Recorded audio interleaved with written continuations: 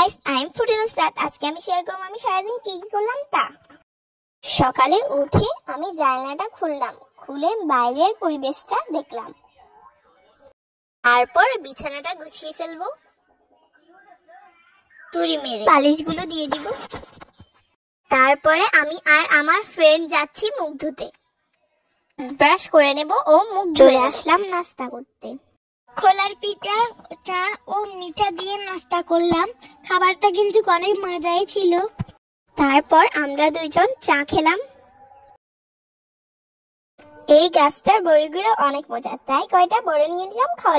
আমি আর আমার ফ্রেন্ড মিলে সকাল সকাল হাঁটতে বের। আমি তো আপনাদেরকে একটা কথা বলতেই ভুলে গেছি, আমাদের এখানে আজকে মাহফিল। যেহেতু মাহফিল বিকালে, তাই আপনাদের সাথে বিকালেই দেখা হচ্ছে।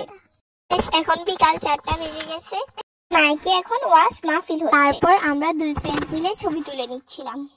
কিছুক্ষণ পরে আমরা আচার আর কেক খেয়ে নিলাম। অবশ্যই আমার চ্যানেলটাকে সাবস্ক্রাইব করে দিবেন। কিছুক্ষণ পর খেয়ে নিলাম চা দিয়ে বিস্কিট। কিছুক্ষণ পরে আমি আর আমার ফ্রেন্ড মিলে সুজি দিয়ে রুটি খেয়ে নিলাম, আর কাশিটা অনেক মজা ছিল। তারপর আমরা ডিনারে খেয়ে নিলাম বিরিয়ানি।